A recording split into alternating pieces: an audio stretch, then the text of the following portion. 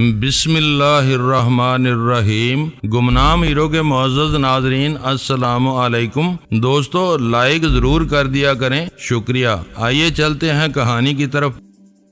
بس یہ ہمارے مقدر کی خرابی تھی کہ وہ نکل گئی، ورنہ مجھے یقین ہو گیا تھا کہ وہ گلاب خان کے گھر سے نہیں نکل سکے گی۔ اب دیکھو کہ وہ دوبارہ کب ہمارے سامنے آتی ہے۔ ہم اپنی اپنی کوفت دور کرنے کے لیے ادھر ادھر کی باتوں میں مصروف تھے کہ اول خان کا فون آ گیا۔ وہ دفتر سے باہر مصروف رہا تھا اور اس وقت بھی راستے میں تھا۔ اس نے ہمارے پروگرام کے بارے میں پوچھ کر اطلاع دی کہ وہ ایک اچھی خبر کے ساتھ تھوڑی دیر میں ہمارے گھر آ رہا تھا۔ حیرت ہے کہ اس نے تم سے سیتا یا گلاب خان کے لڑکے کے بارے میں نہیں پوچھا۔ اول خان سے گفتگو ختم ہوتے ہی ویرا بولی، وہ یہاں آ رہا ہے۔ میں نے ان سب کو مطلع کیا اور سگریٹ سلگا کر صوفے پر نیم دراز ہو گیا۔ اس وقت میرے ذہن پر صرف اور صرف شوبراج سوار تھا۔ تھوڑی دیر بعد اول خان آ گیا۔ چہرے سے وہ خاصا بشاش اور خوش نظر آ رہا تھا۔ اس نے آتے ہی بتایا کہ شوبراج کے چہرے پر داڑھی کے اضافے کے نتیجے میں حشمت کی شخصیت وجود میں آئی تھی۔ اس نے شوبراج کی چند تصاویر حاصل کر کے ایک آرٹسٹ سے ان میں مطلوبہ اضافے کرائے۔ وہ تصاویر ہوٹل کے عملے کو دکھائی گئیں تو ہر فرد نے فوری طور پر انہیں حشمت کی مختلف تصاویر کے طور پر پہچان لیا۔ یہ بات ہر شک و شبے سے بالا تر ہو چکی تھی کہ شوبراج، حشمت اور کوبرا ایک ہی شخصیت کے تین نام اور روپ تھے۔ صرف شوبراج کے گریبان پر ہاتھ ڈال کر ہم ان تینوں کے کالے کرتوتوں کا حساب بے باک کر سکتے تھے۔ وہ اپنی سیاسی پوزیشن سے ناجائز فائدہ اٹھاتے ہوئے جرائم کا بازار گرم کیے ہوئے تھا۔ آج میں صبح سے اسی کے چکر میں لگا رہا۔ اول خان کہہ رہا تھا، سرور کی رپورٹ ملتے ہی میں نے تم کو گلاب خان کا پتہ بتایا اور اپنے کام پر نکل کھڑا ہوا۔ اب فرصت ملی ہے تو سیدھا ادھر آیا ہوں۔ تم نے گلاب خان کے بارے میں کیا سوچا ہے؟ سوچنے سمجھنے کے سارے مراحل گزر چکے ہیں، میں نے ہنستے ہوئے کہا۔ سرسری انداز میں اسے بتایا، میں سلطان شاہ کے ساتھ اس کے گھر ہو آیا ہوں۔ میں غیر ارادی طور پر لمحہ بھر کے لیے خاموش ہوا تو اول خان میری اس کوشش کے نتیجے کے بارے میں کوئی سوال کر بیٹھا۔ میں نے اپنی بات جاری رکھتے ہوئے کہا، وہ وہیں تھی مگر ہمیں جل دے کر دوبارہ نکل جانے میں کامیاب ہو گئی۔ اس واقعے کی تفصیل اول خان کے لیے حیران کن ثابت ہوئی۔ اس کی رائے تھی کہ سیتا کے لیے سربلند خان کے دل میں بھڑکتی ہوئی آتش محبت نے اہم کردار ادا کیا تھا۔ اس کی باتوں سے سیتا نے اندازہ لگا لیا تھا کہ تہہ خانے سے باہر نکلتے ہی اس پر برا وقت آ جائے گا۔ بر وقت معلومات حاصل ہونے کی وجہ سے اسے اپنے فرار کا نیا منصوبہ تیار کرنے کی مہلت مل گئی۔ اس نے یہاں تک تو کہہ دیا کہ شاید سربلند خان نے خود ہی اپنا ریوالور سیتا کے حوالے کیا ہو تاکہ وہ اس کی مدد سے وہاں سے فرار ہو سکے۔ عشق کی سمت صحیح ہو تو یہ بہت پاکیزہ جذبہ ہے۔ غزالہ نے اس کی تائید کرتے ہوئے کہا، اندھی محبت کی صورت میں آدمی کی عقل پر پردے پڑ جاتے ہیں اور وہ برے بھلے کی ہر تمیز کھو بیٹھتا ہے۔ سربلند ننھا سا بچہ نہیں تھا کہ سیتا نے اسے بہلا پھسلا کر ریوالور اپنے قبضے میں لے لیا ہو۔ اس بارے میں مجھے سربلند سے پوچھ گچھ کرنے کا موقع نہیں مل سکا۔ میں نے بتایا، گلاب خان کے ناگہانی زخمی ہو جانے کی وجہ سے اس کے گھر میں ایک کوہرام سا مچا ہوا تھا۔ ہم دونوں الگ الگ گاڑیوں میں وہاں پہنچے تو سربلند اپنے زخمی باپ کی دیکھ بھال میں مصروف ہو گیا۔ میں سلطان شاہ کو اپنے ساتھ لے کر وہاں سے نکل آیا۔ میری دانست میں یہ معلوم ہونا ضروری ہے، اول خان نے زور دے کر کہا۔ اگر سربلند نے اس کے ساتھ غیر معمولی ہمدردی کا مظاہرہ کیا ہے تو ہو سکتا ہے کہ اس نے سیتا کو کسی نئے ٹھکانے کے بارے میں بھی بتا دیا ہو جہاں وہ محفوظ رہ کر سربلند سے ملتی جلتی رہے۔ سربلند کے بارے میں تمہاری رائے کرینِ قیاس معلوم ہوتی ہے، ویرا نے پرزور لہجے میں کہا۔ اس سے ذرا سختی سے بات پرس کی جائے تو وہ سب کچھ اگل دے گی۔ پڑھا لکھا آدمی کسی بھی قوم یا طبقے سے تعلق رکھتا ہو، سمجھدار اور مصلحت پسند ہوتا ہے۔ وہ اپنے بچاؤ کو ہر چیز پر فوقیت دیتا ہے۔ دو عورتوں یا لڑکیوں کی رائے ایک ہے تو ہو سکتا ہے کہ وہ درست ہو، مگر میں ان سے کسی سے متفق نہیں ہوں۔ میں نے کہا راستے میں میری اس سے مختصر سی بات ہوئی تھی اور اس نے سیتا کو ایک بدمعاش عورت قرار دیا تھا۔ یہ سب بعد کی باتیں ہیں۔ تہ خانے میں سیتا کا روپ کچھ اور ہی رہا ہوگا۔ ویرا اپنی بات پر اڑی رہی۔ وہ اپنے اناڑی پن کی وجہ سے اس سے دھوکہ کھا گیا۔ مجھے پورا یقین ہے کہ اس نے اپنے باپ کے زخمی ہونے پر احتجاج کیا ہوگا اور سیتا کے ساتھ جانے سے انکار بھی کر دیا ہوگا۔ اس وقت سیتا نے اپنے تیور بدل کر اسے آنکھیں دکھائی ہوں گی۔ وہ زندگی اور موت کے درمیان پھنسی ہوئی تھی۔ ہو سکتا ہے کہ اس نے اپنی ہدایت سے انحراف کی صورت میں سربلند کو گولی مارنے کی دھمکی دے کر اپنے ساتھ چلنے پر مجبور کیا ہو۔ وہ باتیں بعید از قیاس نہیں تھی۔ حالات میں ساری تبدیلیاں تہ خانے کے باہر رونما ہوئی تھیں۔ اگر سربلند نے کئی کمی گاہ کے سلسلے میں سیتا کو کوئی مشورہ دیا بھی تھا تو مجھے امید نہیں تھی کہ اس چلاک عورت نے اس پر عمل کیا ہوگا۔ وہ سربلند کی بتائی ہوئی کمی گاہ میں رپوش ہو کر یہ خطرہ مول نہیں لے سکتی تھی کہ وہ اپنے باپ کو بے رحمی سے زخمی کرنے والی کی مخبری کر کے اسے وہاں سے پکڑوا دے۔ میری نپی تلی رائے تھی کہ سیتا ہمارے ہاتھ سے نکل چکی تھی اور ہمیں از سر نو اس کی تلاش کی مہم شروع کرنی تھی۔ نتیجہ کچھ بھی نکلے، سربلند پر ایک مرتبہ ذرا سی محنت کر لینے میں کوئی حرج نہیں ہے۔ اول خان نے ویرا کی ابتدائی تجویز کی حمایت میں کہا ہمیں یہ معلوم ہونا چاہیے کہ تہ خانے میں سیتا اور سربلند کے درمیان کیا مذاکرات ہوئے تھے اور اس نے کن حالات میں سربلند کے ریوالور پر قبضہ کیا تھا۔ اول خان نے ایک فیصلہ صادر کر دیا تھا۔ اس معاملے میں مزید رائے زنی کی کوئی گنجائش نہیں رہی تھی۔ میں گلاب خان کی طرف گیا ہوا تھا۔ ویرا نے دوسری طرف چھیڑ چھاڑ شروع کر دی۔ ایک موضوع پر گفتگو ختم ہونے کے بعد میں نے اول خان کے کسی سوال سے پہلے اسے ویرا کی دونوں ٹیلی فون کالز کے بارے میں بتانا شروع کر دیا۔ امریکی اشتہار کے حوالے سے کی جانے والی فون کال کی اہمیت ایک کھیل یا شرارت سے زیادہ نہیں تھی۔ اول خان نے اسے ہنس کر نظر انداز کر دیا، لیکن سوبراج کے نمبر پر کی جانے والی کال کی تفصیل سن کر اسے خاصی خوشی ہوئی۔ تم نے شیر کے منہ میں ہاتھ ڈالا ہے۔ حیرت ہے کہ اس کے پرسنل سیکرٹری نے تمہیں آسانی سے ملاقات کا وقت دے دیا۔ اس نے تم سے ضرور پوچھا ہوگا کہ تم کراچی میں کہاں مقیم ہو۔ میں نے ایک فوری خیال کے تحت ویرا سے پوچھا تھا۔ ویرا ایک گہرا سانس لے کر بولی حیرت ہے کہ یہ اہم سوال تمہیں پہلے یاد نہیں آیا۔ میں نے اس سے کہہ دیا کہ میں آج حیدرآباد جا رہی ہوں، کل صبح واپس آؤں گی اور جس ہوٹل میں کمرہ مل گیا وہیں ٹھہر جاؤں گی۔ اور تمہارا خیال ہے کہ تمہارے اس مشتبہ جواب پر یقین کر لیا گیا ہوگا؟ سلطان شاہ بولا اسے تم کمزور جواب کہہ سکتے ہو کیونکہ تم ہر بات سے واقف ہو۔ اس کے شبہ کرنے کی کوئی وجہ نہیں تھی۔ میں یہاں ہوٹلوں میں آرام کرنے کے لیے نہیں آئی۔ سی بی ایس نے بھاری رقم خرچ کر کے یہاں ایک پروگرام مکمل کرنے کے لیے بھیجا ہے۔ اس کے لیے میرا ہر وقت متحرک رہنا ضروری ہے۔ سی بی ایس کی طرف سے کوئی امریکی لڑکی ہی آ سکتی ہے۔ میں نے امریکی لب و لہجے والی انگریزی استعمال کی تھی۔ اس نے فخریہ لہجے میں بتایا۔ اردو میں بات کرنے کے بعد میں ان کے سامنے جاتی تو وہ میرے رنگ اور خد و خال سے بری طرح چونک پڑتے۔ اخبارات میں اشتہار تازہ ہے۔ اس میں چھپنے والی میری تصویر کافی پرانی لیکن صاف ہے۔ اس میں میری کچھ نہ کچھ شباہت موجود ہے۔ اپنے سامنے مجھے اردو بولتا دیکھ کر انہیں لامحالہ شبہ ہو سکتا تھا۔ شبہ ہونے کے امکانات اب بھی موجود ہیں۔ اول خان تشویش سے بولا یہ فیصلہ عجلت میں نہیں کیا جا سکتا۔ میں تمہیں شیر کی کچھار میں داخل ہونے کا مشورہ نہیں دوں گا۔ ہمیں اس بارے میں سوچ سمجھ کر کچھ طے کرنا ہوگا۔ اتفاق کی بات ہے کہ میرے ذہن میں انٹرویو کا بہانہ آ گیا اور وہ رضامند بھی ہو گیا۔ بار بار ایسے بہانے بنائے جا سکتے ہیں اور نہ وہ کامیاب ہوں گے۔ ہو سکتا ہے کہ وہ خود ہی انٹرویو سے بھاگ جائے۔ میں نے پرخیال لہجے میں کہا ابھی میرے پاس ایک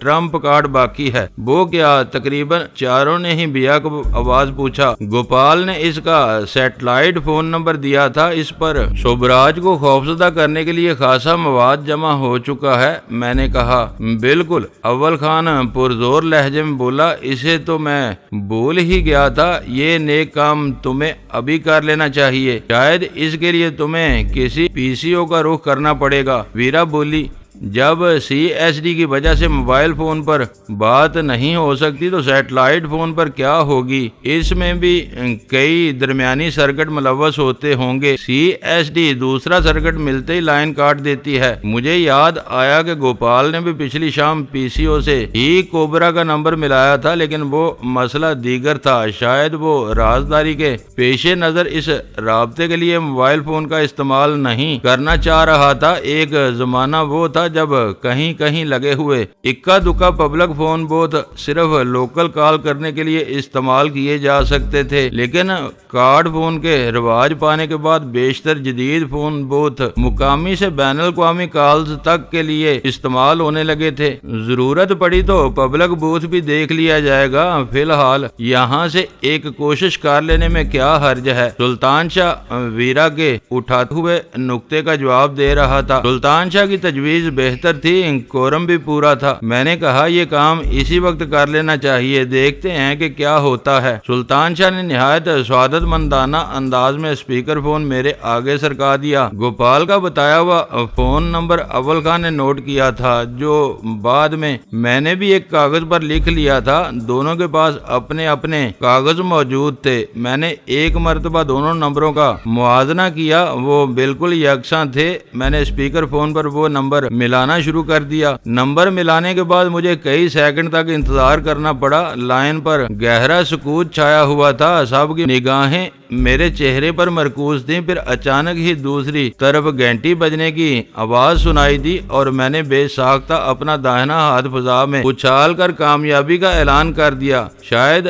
سیٹلائٹ کے ذریعے براہ راست رابطے میں موبائل کی طرح کوئی اور سرکٹ موجود نہیں تھا۔ میں نے ریسیور واپس رکھ کر بہت تیزی سے اسپیکر فون آن کیا تھا۔ پہلی گھنٹی اسپیکر فون پر مکمل ہوئی، قدرے وقفے سے دوسری گھنٹی کی آواز ابھری اور اسی کے درمیان دوسری طرف سے ریسیور اٹھا لیا گیا۔ ہیلو، میرے کانوں میں ایک گنجیلی اور روبدار مگر خوابیدہ سی آواز آئی۔ کیا سو رہے تھے؟ میں نے اس کی آواز میں نیند کا خمار محسوس کرتے ہوئے طنز کیا۔ پورا شہر جاگا ہوا ہے اور تم گدھے گھوڑے بیچ کر سو رہے تھے۔ تم کون ہو اور تم کو یہ فون نمبر کہاں سے ملا؟ آواز میں گراہٹ اور خفگی عود کر آئی۔ دونوں $1 ملین کے سوال ہیں۔ آج کے امریکی اشتہار نے پہلے سوال کی قیمت اور بڑھا دی ہے۔ تم کیا اول فول بک رہے ہو؟ کس اشتہار کی بات کر رہے ہو؟ میرا مقصد اسے سلگانا اور مشتعل کرنا تھا۔ میں نے اس کے سوال کو نظر انداز کر کے کہا، دنیا آنکھیں بند کر کے سوتی ہے، تم آنکھیں کھلی رکھ کر سوتے ہوگے۔ سنا ہے کہ سانپ کی آنکھ کے پپوٹے نہیں ہوتے، اس لیے وہ سوتے ہوئے بھی جاگتا نظر آتا ہے۔ تم کوبرا ہو، تمہارے بھی یہی خواص ہوں گے۔ حیرت ہے پھر بھی تم بے خبر ہو۔ میں پوچھ رہا ہوں کہ تمہیں یہ فون نمبر کہاں سے ملا؟ اس کی آواز سے نیند کا خمار کافور ہو گیا۔ اس کی آواز پھاڑ کھانے والی تھی۔ تم SK کو تو جانتے ہوگے؟ میں نے اس کی کیفیت کے تصور سے محظوظ ہوتے ہوئے پوچھا۔ اگر تم نے پاگلوں جیسی بے مقصد باتیں ختم نہ کی تو میں فون بند کر دوں گا، اس نے دھمکی دی۔ کوئی بات نہیں، میں دوبارہ فون کر لوں گا۔ ویسے میں سونیا کمال کی بات کر رہا ہوں، وہی جو ارجن کے ہوٹل میں ٹھہری ہوئی تھی۔ اس سے تمہارا کیا واسطہ؟ وہ تمہیں کہاں مل گئی؟ اب ان نازک سوالوں کو چھوڑو، میں یہ بتا رہا تھا کہ تمہارا فون نمبر اسی نے دیا ہے۔ میں نے اسے غلط فہمی میں ڈالنے کے لیے اس کے فون نمبر کا افشا دانستہ سیتا کے ساتھ ڈال دیا۔ میں مان ہی نہ سکتا تم جھوٹ بول رہے ہو۔ میری سچائی کا اس سے بڑا ثبوت کیا ہوگا کہ میں اس وقت تمہارے سیٹلائٹ فون پر بات کر رہا ہوں۔ اگر تم سچے ہو تو یہ بتاؤ کہ وہ تمہیں کہاں ملی تھی۔ اس کا غصہ آخر کار تجسس میں تبدیل ہونے لگا۔ ملنے کا سوال ہی پیدا نہیں ہوتا، وہ تو میرے سائے سے بھی بھڑکتی ہے۔ میں نے اسے ہوٹل کی پارکنگ سے بے ہوش کر کے اغوا کر لیا تھا۔ یہ خواب تم نے کب دیکھا تھا؟ اس کی زہریلی آواز آئی۔ یہ کل شام کی بات ہے۔ اس بار میں نے سنجیدگی اختیار کر لی تھی۔ اگر وہ کل شام سے تمہاری قید میں ہے تو پھر اس نے تمہارے ایما پر ہی مجھے فون کیا ہوگا۔ مجھ سے ہوش میں رہ کر بات کرو۔ میں اپنے دشمنوں کو چیونٹی کی طرح مسل دینے کی طاقت رکھتا ہوں۔ میری اس سے رات کو فون پر بات ہوئی ہے۔ یہ ہو ہی نہیں سکتا کہ اس نے میرا فون نمبر تمہیں دیا ہو یا وہ تمہارے ہاتھ آئی ہو۔ یہ ایک نیا انکشاف تھا کہ سیتا نے اسٹیشن 4 سے فرار ہونے اور گلاب خان کے گھر پہنچنے کے درمیان کہیں سے کوبرا کو فون کیا تھا اور اپنے اغوا کا ذکر گول کر دیا تھا۔ دیکھو پیارے کوبرا، میری بات کا یقین کر لو ورنہ مجھے کچھ ناگفتنی باتیں دہرانی پڑ جائیں گی۔ میرا یہ فون نمبر ٹاپ سیکرٹ ہے، یہ کسی ایرے گہرے کے ہاتھ نہیں لگ سکتا۔ مجھے صرف اس ایک بات نے فکر مند کیا ہوا ہے، اگر تمہاری یہی کال میرے کسی عام فون پر آئی ہوتی تو میں نے اب تک 10 دفعہ تمہارے منہ پر تھوک کر فون بند کر دیا ہوتا۔ سنا ہے کہ سانپ کا تھوک بھی بہت زہریلا ہوتا ہے۔ دوسری اہم اور ضروری بات یہ ہے کہ چونٹی ہاتھ میں آ جائے تو مسلی جاتی ہے، آنکھ بچا کر کسی طرح ناک کے راستے دماغ میں گھس جائے تو آدمی کو مار دیتی ہے۔ اس لیے زیادہ بڑے بول نہ بولو۔ جس طرح میں نے تمہارے فون نمبر کا سراغ لگایا ہے اسی طرح میں تمہارے ٹھکانے تک بھی پہنچ سکتا ہوں۔ ڈرو اس برے وقت سے جب تمہیں میرے ہاتھوں سے روئے زمین پر کہیں امان نہیں ملے گی۔ فون پر یکا یک اس کی تحیر زدہ آواز ابری، جیسے اس کے ذہن میں کوئی نیا خیال آیا ہو۔ ابھی تم نے اشتہار کی بات کی تھی اور اب تمہاری باتوں سے نخوت کی بو آ رہی ہے۔ کہیں تم ڈینی تو نہیں ہو؟ میں نے سنا ہے کہ وہ اسی طرح بڑی بڑی باتیں کرتا ہے۔ غنیمت ہے کہ تم نے خاکسار کو پہچان لیا۔ تم نے یہ بھی ضرور سنا ہوگا کہ میں جو کہتا ہوں اس پر عمل ضرور کرتا ہوں۔ اب میں تم سے کچھ دیر تک بات کر سکتا ہوں۔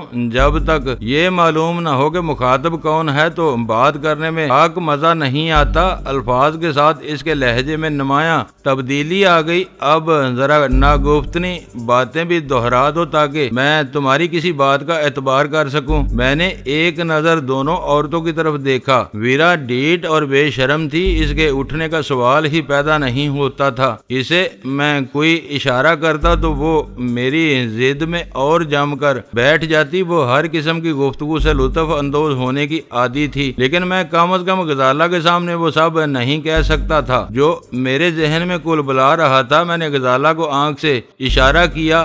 ناگفتنی باتوں کا ذکر آ جانے پر وہ خود بھی پریشان تھی، فوراً اٹھ کر ڈرائنگ روم سے باہر نکل گئی۔ سونیا کمال کو میں نے کل شام کو اٹھایا تھا، وہ واقعی کمال کی ہے اور بہت مزیدار عورت ہے۔ میں نے قدرے توقف کے بعد ایک ایسی کہانی چھیڑ دی جو سیتا اور کوبرا کے درمیان نفرتوں کی ایک وسیع خلیج پیدا کر سکتی تھی۔ سونیا کو یہ اندازہ ہو گیا کہ وہ میرے چنگل سے کسی بھی طرح نجات حاصل نہیں کر سکے گی۔ اس نتیجے پر پہنچتے ہی اس نے میرے ساتھ دوستانہ رویہ اختیار کر لیا۔ اس کے وجود کی مہک میں ابھی تک اپنے سانسوں میں محسوس کر رہا ہوں۔ میں نے اپنی کہانی میں رنگ بھرنا شروع کیا جو ادھورا رہ گیا۔ اس معاملے میں وہ آوارہ کتیا ہے۔ اس نے مضطربانہ لہجے میں میری بات کاٹ دی۔ مجھے تمہاری اور اس کی ان گھٹیا سرگرمیوں سے کوئی دلچسپی نہیں ہے۔ کمال ہے تم ان باتوں کو گھٹیا سرگرمیاں قرار دے رہے ہو۔ میں نے تو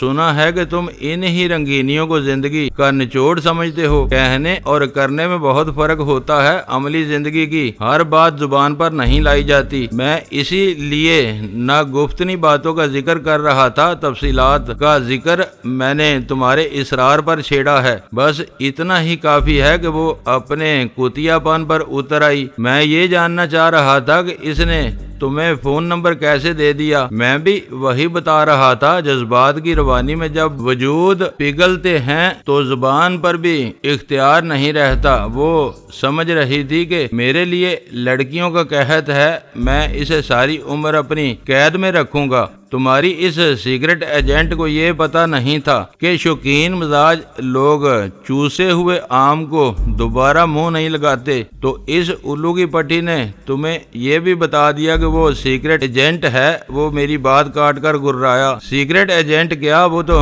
بلیک کیٹ ہے۔ اگر میری باتوں پر اب بھی اعتبار نہ آیا ہو تو میں کچھ اور بھی بتا سکتا ہوں۔ بتاؤ، ضرور بتاؤ، میں سب کچھ جاننا چاہتا ہوں۔ سب کچھ نہ کہو، بہت کچھ کچھ تو تم سننے کے روادار ہی نہیں ہو۔ اس کا اصل نام سیتا کانت ہے اور کوڈ BC-215۔ میں نے ویرا کو آنکھ مار کر کہا مجھے یقین نہیں آیا تھا کہ ایک منجی ہوئی سیکرٹ ایجنٹ اتنی آسانی سے اپنی شناخت بتا سکتی ہے۔ اپنا یقین دلانے کے لیے اس نے اپنا زیر جامہ دکھایا جس کے اندر اسی نام اور کوڈ کا ٹیگ سلا ہوا تھا۔ تمہاری باتیں میرے لیے حیران کن ہیں، میں انہیں سچ مان لوں تو پھر اس نے مجھے فون کیسے کیا تھا؟ اس کی آواز سے پریشانی متراشا ہونے لگی تھی۔ چوسا ہوا آم کچرے میں پھینک دیا جاتا ہے، وہ دہلی سے مجھے مارنے آئی تھی مگر خود زیر دام آ گئی تھی۔ میں نے اس سے سب کچھ اگلوا لیا تھا، وہ میرے لیے بیکار ہو چکی تھی۔ رات کو میں نے اسے آزاد کر دیا۔ آزادی حاصل کرنے کے بعد اس نے کہیں سے تمہیں فون کیا ہوگا۔ وہ غدار نکلی، اس نے اپنے ساتھ میرا منہ بھی کالا کر دیا۔ اس نے ہماری ساری امیدوں پر پانی پھیر دیا، لیکن یہ یاد رکھنا کہ تم اب بھی ہمارے نشانے پر ہو۔ تمہارا وقت بہت قریب آ چکا ہے۔ سیتا نہ صحیح کوئی اور تم تک پہنچ کر تمہارا کام تمام کر دے گا۔ میں ابھی تک یہ سمجھنے سے قاصر ہوں کہ تم نے یہ سب باتیں مجھے کیوں بتائی ہیں۔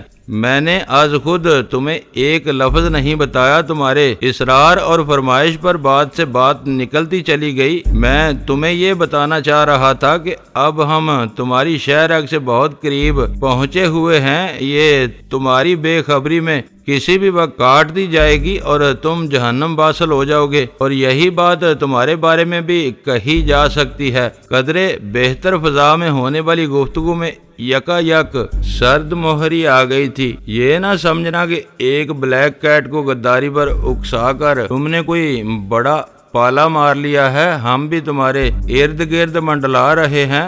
جال لمحہ بے لمحہ تنگ ہو رہا ہے، کسی بھی وقت ڈوریاں کھینچی جائیں گی۔ اپنی غلط فہمی دور کر لو، بات صرف ایک بلیک کیٹ کی نہیں ہے۔ سیتا کو میں نے پکڑا تھا، اس کی نشاندہی پر اب گوپال راج میرے قبضے میں ہے۔ تمہاری ساری بساط درہم برہم ہو چکی ہے۔ یہ ارجن کے خون کا خمیازہ ہے جو تم کو بھگتنا پڑے گا۔ میں نے اپنی بات ارجن کے قتل تک محدود رکھی تھی، یہ کہنے سے گریز کیا تھا کہ کوبرا نے نک کے ایما پر ارجن کو مروایا تھا، حالانکہ میرے لیے وہ بات بہت زیادہ واضح ہو چکی تھی۔ اس کے اظہار میں خرابی یہ تھی کہ وہ بات مجھے کرنل داور کی حیثیت سے معلوم ہوئی تھی اور میں حتی الامکان اپنے ان دونوں کرداروں کو ایک دوسرے سے الگ رکھنے کے لیے کوشاں تھا۔ تم نے اسے بہت گندا کر کے چھوڑا ہے، اب یہ عورت میرے ہاتھ سے نہیں بچ سکے گی، میں اس کی بوٹیاں اڑا دوں گا۔ گوپال کے انجام کی خبر سن کر حشمت بلکہ شبراج کی آواز میں وحشیانہ حد تک تندی آ گئی۔ مجھے یہی فکر کھائے جا رہی تھی کہ سیتا ہوٹل سے بھاگ گئی ہے تو گوپال کہاں مرا ہوا ہے۔ میں اسے شہر کے سارے اسپتالوں میں تلاش کروا رہا ہوں۔ اب یہ مشقت ختم کر دو، اسے لے جانے والے میرے ساتھی تھے۔ جب تک وہ زبان نہیں کھولتا میں احتیاط سے اس کی مہمانداری کروں گا۔ جس لمحے اس کی زبان چل پڑی میں اسے آزاد کر دوں گا۔ میں ایک نیک اور شریف آدمی ہوں، بے مقصد خون خرابے سے ہمیشہ اپنا دامن بچاتا ہوں۔ مجھ سے چبا چبا کر باتیں نہ کرو، مجھے معلوم ہے کہ کون تمہارے پشت پر ہے۔ گوپال کو یقیناً STF والے ہسپتال کے بہانے لے گئے ہوں گے۔ ایک 5 اسٹار ہوٹل سے تم جیسا آدمی کسی کو نکال کر نہیں لے جا سکتا، اس کے لیے حوصلہ اور اتھارٹی کی ضرورت ہوتی ہے۔ جب تم جیسے دو نلے کے سانپ اس ہوٹل میں اپنے ایک گہرے دوست کو ڈس سکتے ہیں تو پھر مجھے کون روک سکتا تھا؟ تم نے دوسری بار یہ بکواس کی ہے۔ میں تمہاری خرافات سے ڈرتا ہوں، نہ الزام تراشی سے خوفزدہ ہوں۔ صرف تمہاری غلط فہمی دور کرنے کے لیے بتا رہا ہوں کہ مجھے ارجن کے ناگہانی قتل کا گہرا قلق ہے۔ میں تم سے اس کے خون کا حساب بھی لوں گا۔ اس کی دیدہ دلیری پر سب حیران رہ گئے۔ اس کا منہ توڑنے کے لیے وہ باتیں دہرانی ضروری ضروری تھیں جو میں نے کرنل داور بن کر نک کی زبان سے سنی تھی، میں انہیں زبان پر نہیں لا سکتا تھا۔ میں نے رسانیت سے کہا، یہ آنے والا وقت بتائے گا کہ کون کس سے کس کے خون کا حساب لیتا ہے۔ ارجن کے قتل کے وقت تم کہاں تھے یہ تمہارا دل جانتا ہوگا، میں جلد ہی اس کا سراغ بھی لگا لوں گا۔ میں باتوں کی روانی میں اس سے حشمت کا ذکر کرتے کرتے رہ گیا۔ اس وقت اسے یہ بنک نہیں ملنی چاہیے تھی کہ میں اس کے مختلف ناموں سے واقف ہو چکا تھا۔ وہ بلیک کیٹ سے کوبرا بن کر ہوٹل کے مختلف خالی کمروں میں ملتا رہا تھا، مگر نک نے مجھے کرنل داور کے روپ میں جو مشورے دیے تھے ان سے ثابت ہو چکا تھا کہ سوبراج ارجن کی مدد سے حشمت بن کر ہوٹل کے کسی کمرے میں قیام کرتا تھا اور پھر کوبرا کے روپ میں اپنے خفیہ دندے چلاتا تھا۔ تم نے اسے خود نہیں مارا مگر اسے تمہارے اشارے پر مارا گیا ہے، میں نے تلخی سے کہا۔ تمہاری چہیتی سیتا مجھے یہ بھی بتا چکی ہے کہ پہلے تم ان دونوں سے کوبرا کے روپ میں روزانہ ایک بار ضرور ملتے تھے، مگر ارجن کے قتل ہوتے ہی گدھے کے سر سے سینگ کی طرح غائب ہو گئے۔ یہ محض اتفاق نہیں تھا، قاتل اپنی واردات مکمل کرنے کے بعد اسی طرح جائے وقوع سے غائب ہوتے ہیں۔ ڈینی، میں تمہیں یہ بتا دوں کہ تمہاری موت میرے ہاتھوں لکھ دی گئی ہے، تم زیادہ دنوں تک نہیں جی سکو گے۔ تمہارے دو مضبوط ترین مہرے پہلی چال پر پٹ چکے ہیں، اگر تم راہ والوں کے بھی سرپرست تھے تو وہ بھی بری طرح مارے گئے۔ تمہارا سارا نیٹ ورک تباہ و برباد ہو چکا ہے۔ تمہارے امریکی چہیتے بوکھلا کر دوبارہ اشتہار بازی پر اتر آئے ہیں۔ وہ